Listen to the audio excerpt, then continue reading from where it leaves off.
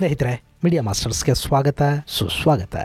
ಗೆಳೆಯರೆ, ಆಪರೇಷನ್ ಸಿಂಧೂರ ಪಾಕಿಸ್ತಾನದ ಏರ್ ಬೇಸ್ಗಳನ್ನು ನಾಶ ಮಾಡಿದೆ. ಅಲ್ಲಿನ ಒಂದಷ್ಟು ಯುದ್ಧ ವಿಮಾನಗಳು ನಾಶ ಆಗಿವೆ. ಪಾಕಿಸ್ತಾನಕ್ಕೆ ಬಿಲಿಯಂತರ ರೂಪಾಯಿಗಳ ನಷ್ಟ ಕೂಡ ಉಂಟಾಗಿದೆ. IMFನ ಸಾಲ ಸಿಕ್ಕರೂ ಕೂಡ ಅವ್ರು ಹಾಕ್ತಾ ಇರೋ ನಿಬಂಧನೆಗಳ ಭಾರ ಹೆಚ್ಚಾಗ್ತಾ ಇದೆ.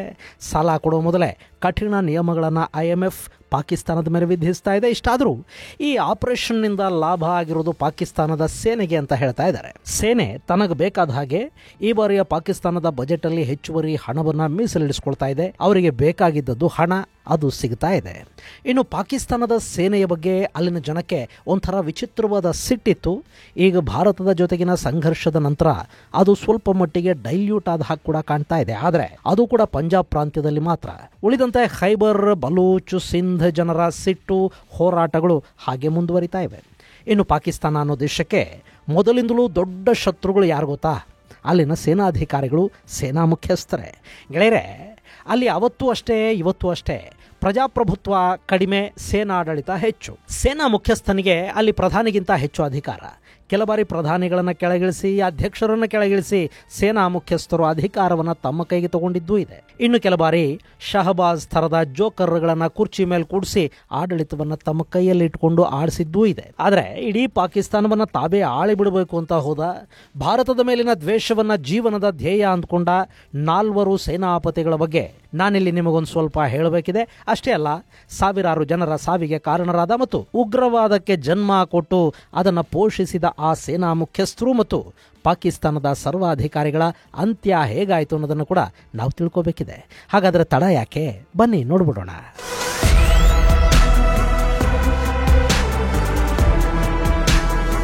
ಗೆಳೆಯರೆ, ಪಾಕಿಸ್ತಾನ ಅನ್ನೋ ದೇಶ ಹುಟ್ಟುತ್ತಲ್ಲ, ಅವತ್ತಿಗೆ ಮೊಹಮ್ಮದ್ ಅಲಿ ಜಿನ್ನಾ ಪಾಕಿಸ್ತಾನದ ಮೊದಲ ಗವರ್ನರ್ ಜನರಲ್ ಆದರು. ಆ ದೇಶ ರಿಪಬ್ಲಿಕ್ ಆಗೋ ಮೊದಲೇ ಜಿನ್ನಾ ಕೊನೆಯುಸಿರೆಳೆದರು. ಇನ್ನು ಪಾಕಿಸ್ತಾನದ ಮೊದಲ ಪ್ರಧಾನಿಯಾಗಿದ್ದ ಲಿಯಾಖತ್ ಅಲಿ ಖಾನ್ ಅವರನ್ನ 1951ರಲ್ಲಿ ಕೊಲೆ ಮಾಡಲಾಯಿತು. ಆ ನಂತರ ಅಲ್ಲಿ ಗವರ್ನರ್ ಜನರಲ್ ಆಗಿದ್ದ ಖ್ವಾಜಾ ನಿಜಾಮುದ್ದೀನ್ ಪಾಕಿಸ್ತಾನದ ಪ್ರಧಾನಿ ಆದರು. ಇದೆಲ್ಲ ಆಗೋದಕ್ಕೆ ಕೆಲವೇ ತಿಂಗಳುಗಳ ಮೊದಲು ಪಾಕಿಸ್ತಾನದ ಸೇನಾ ನಾಯಕತ್ವ ಬದಲಾಗಿತ್ತು. ಅಲ್ಲಿಗೆ ಪಶ್ತೂನ್ ಮೂಲದ ನಾಯಕ ಜನರಲ್ ಅಯೂಬ್ ಖಾನ್ ಬಂದು ಕೂತಿದ್ದ. ಗೆಳೆಯರೆ, ಅದು 1951ರ ಸಮಯ. ಪಾಕಿಸ್ತಾನ ಅಮೆರಿಕಾದ ತೆಕ್ಕೆಗೆ ಜಾರ್ತಾ ಇದ್ದ ಕಾಲ ಅದು. ಆ ದಿನಗಳಲ್ಲಿ ಅಂದ್ರೆ 1951ರ ಜನವರಿ 23ನೇ ತಾರೀಕು ಪಾಕ್ ಸೈನ್ಯದ ಚುಕ್ಕಾಣಿಯನ್ನ ಹಿಡಿದ ಅಯೂಬ್ ಖಾನ್ ಅದಾದ 7 ವರ್ಷಗಳಲ್ಲಿ ಪಾಕಿಸ್ತಾನದ ಸರ್ವಾಧಿಕಾರಿಯಾಗಿ ಬದಲಾದ. ಆತನಿಗೆ ಅದೃಷ್ಟ ಅನ್ನೋದು ಎಷ್ಟು ಚೆನ್ನಾಗಿ ಕೈ ಹಿಡಿತು ಅಂದ್ರೆ, ಪಾಕಿಸ್ತಾನದ ಪ್ರಧಾನಮಂತ್ರಿ ಲಿಯಾಖತ್ ಅಲಿ ಖಾನ್ ಕೊಲೆಯಾಯಿತು. ಖ್ವಾಜಾ ನಿಜಾಮುದ್ದೀನ್ ಪ್ರಧಾನಿ ಆದರೂ ಕೂಡ 3 ವರ್ಷಗಳಿಗಿಂತ ಹೆಚ್ಚು ಕಾಲ ಅಧಿಕಾರದಲ್ಲಿರೋದಕ್ಕೆ ಸಾಧ್ಯ ಆಗಲಿಲ್ಲ. ನಿಜಾಮುದ್ದೀನ್ ಸರ್ಕಾರ ಪತನ ಆಯಿತು. ಹಂಗಾಮಿ ಪ್ರಧಾನಿಯಾಗಿ ಮೊಹಮ್ಮದ್ ಅಲಿ ಬೋಗ್ರಾ ಬಂದರು. ಆನಂತರ ಆತ 2 ವರ್ಷ ಇದ್ದ.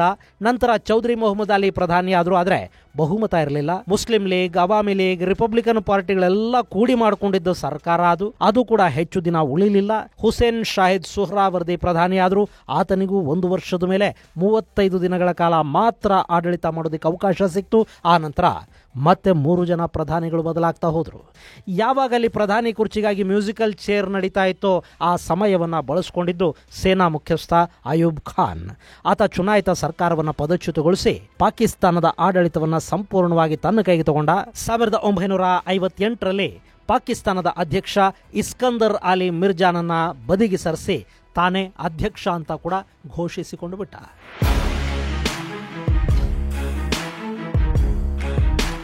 ಹೀಗೆ ಪಾಕಿಸ್ತಾನದ ಚುಕ್ಕಾಣಿ ಹಿಡಿದವನು ಒಂದಷ್ಟು ಆಡಳಿತ ಸುಧಾರಣೆಗಳನ್ನು ತರೋ ಕಡೆ ಗಮನ ಹರಿಸ್ತಾ ಹೋದ. ಆದರೆ ಭಾರತವನ್ನು ವಿರೋಧಿಸದೇ ಇದ್ರೆ, ಭಾರತ ದ್ವೇಷವನ್ನು ತೋರಿಸ್ಕೊಳ್ಳದೆ ಇದ್ರೆ ಅಲ್ಲಿ ತನ್ನ ಅಧಿಕಾರ ಹೆಚ್ಚು ಸುಭದ್ರವಾಗಿರೋದಿಲ್ಲ ಅನ್ನೋದು ಕೆಲವೇ ದಿನಗಳಲ್ಲಿ ಈ ಅಯೂಬ್ ಖಾನ್ಗೆ ಕೂಡ ಗೊತ್ತಾಗ್ತಾ ಹೋಯಿತು. 1962ರಲ್ಲಿ ಚೈನಾ ಭಾರತದ ಮೇಲೆ ದಾಳಿ ಮಾಡಿ ಒಂದಷ್ಟು ಭೂಭಾಗವನ್ನ ತನ್ನ ಹಿಡಿತಕ್ಕೆ ತಗೊಳ್ತಲ್ಲ, ಅದು ಅಯೂಬ್ ಮನಸ್ಸಲ್ಲಿ ಒಂದು ಆಸೆ ಹುಟ್ಟೋದಿಕ್ಕೆ ಕಾರಣ ಆಯಿತು. ತಕ್ಷಣ ಅಯೂಬ್ ಖಾನ್ ಚೀನಿಯರ ಬೂಟು ನೆಕ್ಕೋದಿಕ್ಕೆ ಶುರು ಮಾಡಿದ. 1963ರಲ್ಲಿ ಚೈನಾ ಜೊತೆ ಒಂದು ಒಪ್ಪಂದವನ್ನು ಮಾಡಿಕೊಂಡ. ಶಾಕ್ಸ್ಗಮ್ ವ್ಯಾಲಿಯನ್ನ ಚೈನಾಗೆ ಗಿಫ್ಟ್ ರೀತಿಯಲ್ಲಿ ಕೊಟ್ಟ.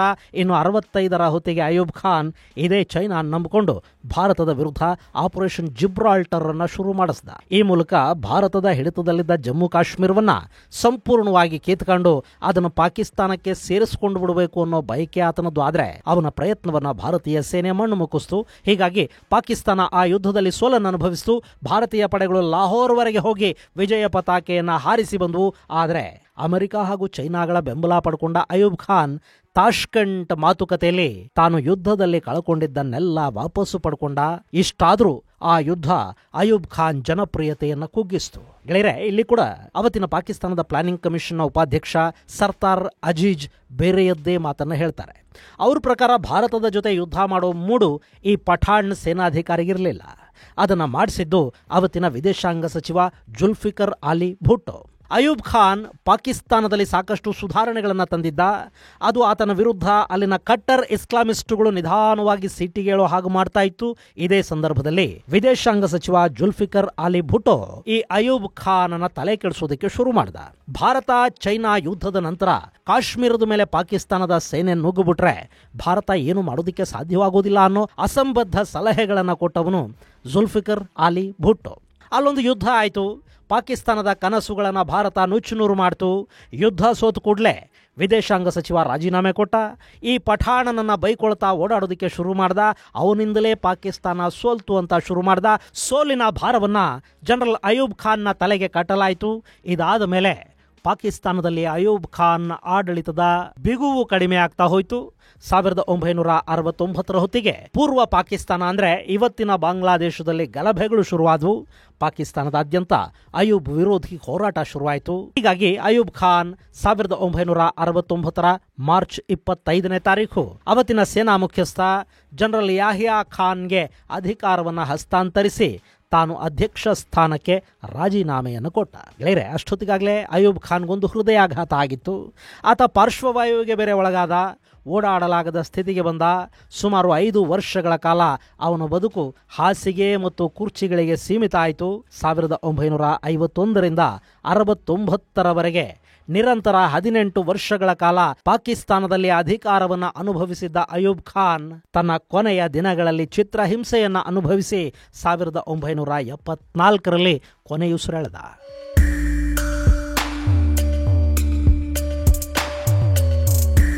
ಇನ್ನು ಅಯೂಬ್ ನಂತರ ಅಧಿಕಾರಕ್ಕೆ ಬಂದವನು ಯಾಹಿಯಾ ಖಾನ್. 1969 ಮಾರ್ಚ್ 25ನೇ ತಾರೀಖು ಪಾಕಿಸ್ತಾನದ ಅಧ್ಯಕ್ಷನಾಗಿ ಅಧಿಕಾರವನ್ನು ವಹಿಸಿಕೊಂಡ ಯಾಹಿಯಾ ಖಾನ್ ಅಲ್ಲಿನ ಪಾರ್ಲಿಮೆಂಟ್ಗೆ ಚುನಾವಣೆ ಮಾಡೋದಕ್ಕೆ ಮುಂದಾದ.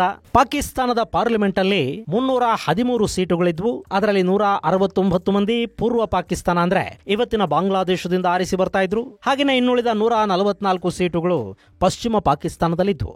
1970 ಚುನಾವಣೆಯಲ್ಲಿ ಪೂರ್ವ ಪಾಕಿಸ್ತಾನದಿಂದ ಶೇಖ್ ಮುಜಿಬುರ್ ರೆಹಮಾನ್ ನೇತೃತ್ವದ ಅವಾಮಿ ಲೀಗ್ 169 ಸ್ಥಾನಗಳ ಪೈಕಿ 167 ಸ್ಥಾನಗಳನ್ನು ಗಳಿಸಿಕೊಳ್ತು. ಹಾಗೇನೆ ಪಶ್ಚಿಮ ಪಾಕಿಸ್ತಾನದಲ್ಲಿ ಒಟ್ಟು 144 ಸ್ಥಾನಗಳಿದ್ವು. ಆ ಪೈಕಿ 81 ಸೀಟುಗಳನ್ನು ಜುಲ್ಫಿಕರ್ ಅಲಿ ಭುಟ್ಟೋ ಅವರ ಪಾಕಿಸ್ತಾನ್ ಪೀಪಲ್ಸ್ ಪಾರ್ಟಿ ಗೆದ್ದುಕೊಳ್ತು. ಬಹುಮತ ಪಡ್ಕೊಂಡಿದ್ದ ಅವಾಮಿ ಲೀಗ್ಗೆ ಸರ್ಕಾರ ರಚಿಸೋದಕ್ಕೆ ಅವಕಾಶವನ್ನು ಕೊಡಬೇಕಿತ್ತು. ಆದರೆ ಬಂಗಾಳಿಗಳಿಗೆ ಅಧಿಕಾರವನ್ನು ಬಿಟ್ಟುಕೊಡೋದಕ್ಕೆ ಪಂಜಾಬ್ ಮತ್ತು ಸಿಂಧಿ ನಾಯಕರು ಸಿದ್ಧ ಇರಲಿಲ್ಲ.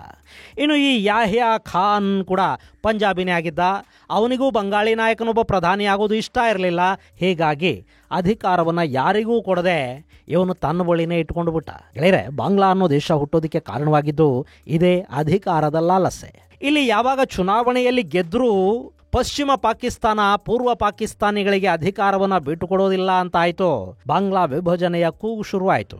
ಇನ್ನು ಬಾಂಗ್ಲಾ ಹೇಗೆ ವಿಭಜನೆಗೊಳ್ತು ಅನ್ನೋದನ್ನ ಈ ಹಿಂದೆ ನಿಮಗೆ ವಿವರವಾಗಿ ಹೇಳಿದ್ದೀನಿ. ಹೀಗಾಗಿ ಮತ್ತೆ ಅದನ್ನ ನಿಮಗೆ ಹೇಳೋದಿಕ್ಕೆ ಹೋಗೋದಿಲ್ಲ.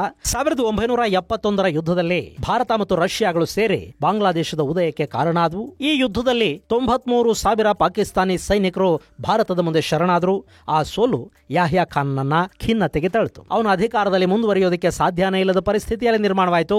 1972ರಲ್ಲಿ ಜುಲ್ಫಿಕರ್ ಅಲಿ ಭುಟ್ಟೋಗೆ ಅಧಿಕಾರವನ್ನು ವಹಿಸಿಕೊಟ್ಟು ಯಾಹಿಯಾ ಜನಸಂಪರ್ಕದಿಂದ ದೂರ ಆಗಿಬಿಟ್ಟ. ಬಹುಶಃ ಯುದ್ಧದ ಸೋಲು, ಬಂಗಾಳದಲ್ಲಿ ಮಾಡಿಸಿದ ನರಮೇಧಗಳು ಇವೆಲ್ಲ ಅವನನ್ನು ಕಾಡ್ತಾ ಇದ್ವೋ ಏನೋ.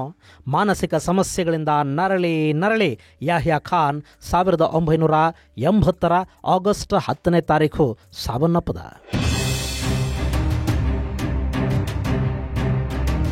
ಗೆಳೆಯರೆ, ಇಲ್ಲಿ ಇಬ್ಬರು ಜನರಲ್ಗಳು ಪಾಕಿಸ್ತಾನವನ್ನ ಹೇಗೆ ಆಳಿದ್ರು, ಹಾಳು ಮಾಡಿದ್ರು ಅನ್ನೋದು ಕಣ್ಣು ಮುಂದಿದ್ದು ಕೂಡ ಪಾಕಿಸ್ತಾನದಲ್ಲಿನ ರಾಜಕೀಯ ಸ್ಥಿತಿಗತಿಗಳು ಸುಧಾರಣೆ ಆಗಲಿಲ್ಲ.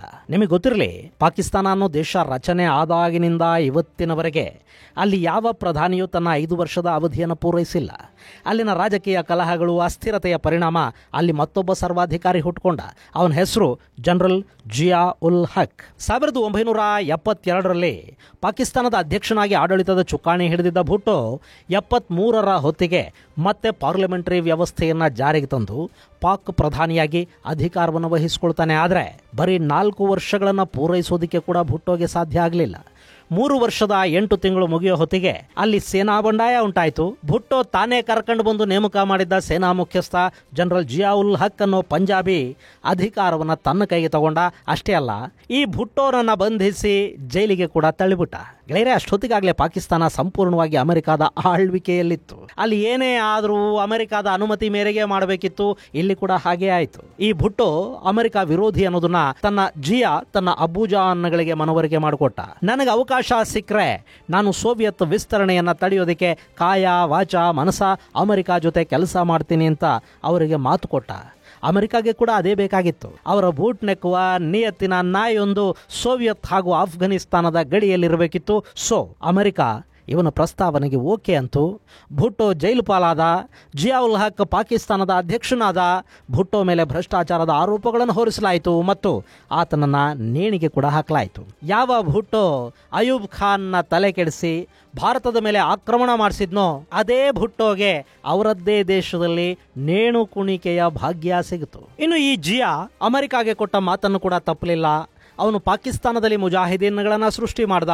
ಕಟ್ಟರ್ ಇಸ್ಲಾಮನ್ನ ಹರಡೋದಕ್ಕೆ ದಿಯಾಬಂದ್ ಮುಲ್ಲಾಗಳನ್ನ ಕರ್ಕೊಂಡು ಹೋಗಿ ಸಾಧ್ಯವಾದಷ್ಟು ಮದರಸಾಗಳನ್ನು ಓಪನ್ ಮಾಡಿಸ್ದ. ಇವತ್ತು ಪಾಕಿಸ್ತಾನವನ್ನ ಹರ್ಕೊಂಡು ತಿಂತಾ ಇರೋ ಉಗ್ರವಾದ ಇದೆಯಲ್ಲ, ಅದನ್ನಲ್ಲಿ ಹುಟ್ಟು ಹಾಕಿದ್ದು ಇದೇ ಜನರಲ್ ಜಿಯಾ ಉಲ್ ಹಕ್. ಅಲ್ಲಿ ಅಮೆರಿಕಾದ ಸಂಪೂರ್ಣ ಬೆಂಬಲ ಇತ್ತು. ಹೀಗಾಗಿ ಹಕ್ ಭಾರತದ ಮೇಲೆ ಕೂಡ ಕಣ್ಣು ಹಾಕದ. ನಮ್ಮಲ್ಲಿ ಖಲಿಸ್ತಾನಿ ಪ್ರತ್ಯೇಕತಾವಾದ ಹುಟ್ಟೋದಕ್ಕೆ ಕಾರಣವಾದವನು ಇದೇ ಉಲ್ ಹಕ್. ಇನ್ನು ISIಗೆ ಭಾರತವನ್ನ ಕಾನ್ಸಂಟ್ರೇಟ್ ಮಾಡೋದಕ್ಕೆ ಹೇಳದ. ಅದಕ್ಕಾಗಿ ಡ್ರಗ್ಸ್ ಮೂಲಕ ಹಣ ಸಿಗೋ ವ್ಯವಸ್ಥೆಯನ್ನು ಮಾಡಿಕೊಟ್ಟ. ಆಫ್ಘನಿಸ್ತಾನದ ಮಾದಕ ಪದಾರ್ಥಗಳು ಪಾಕಿಸ್ತಾನದ ಸೇನೆ ಹಾಗೂ ISIನ ಮೂಲಕ ಭಾರತದ ಪಂಜಾಬ್ಗೆ ಬರೋದಕ್ಕೆ ಶುರುವಾಯಿತು.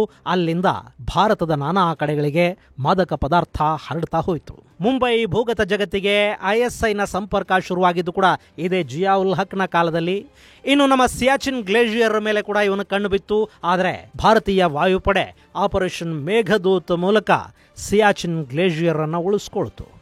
ಆಫ್ಘನಿಸ್ತಾನದ ಗಡಿಯ ಉದ್ದಕ್ಕೂ ಇವನು ಸಾವಿರಾರು ಮಂದಿಯ ಸಾವಿಗೆ ಕಾರಣನಾದ. ನರರೂಪ ರಕ್ಕಸನಂತೆ ಬದುಕಿದ್ದ ಜಿಯಾ ಉಲ್ ಹಕ್ ಅಮೆರಿಕಾದಿಂದ ಬಂದಿದ್ದ ಯುದ್ಧ ಟ್ಯಾಂಕ್ಗಳನ್ನು ಪರೀಕ್ಷೆ ಮಾಡಿ ಪಾಕಿಸ್ತಾನಕ್ಕೆ ಅಮೆರಿಕಾದ ಅಂಬಾಸಿಡರ್ ಆಗಿ ಬಂದಿದ್ದ ಅರ್ನಾಲ್ಡ್ ರಫೇಲ್ ಜೊತೆ ಇಸ್ಲಾಮಾಬಾದ್ಗೆ ವಾಪಸ್ಸು ಹೋಗುವಾಗ ಬಹವಲ್ಪುರ್ ಸಮೀಪ ವಿಮಾನಾಪಘಾತದಲ್ಲಿ ಸಾವನ್ನಪ್ಪದ. ಅದೆಷ್ಟು ಮನೆಗಳ ದೀಪಗಳನ್ನು ಆರಿಸಿದ್ನೋ ಜಿಯಾ. ಫೈನಲಿ ವಿಮಾನಾಪಘಾತದಲ್ಲಿ ಸುಟ್ಟು ಕರಕಲಾಗಿ ಹೋದ.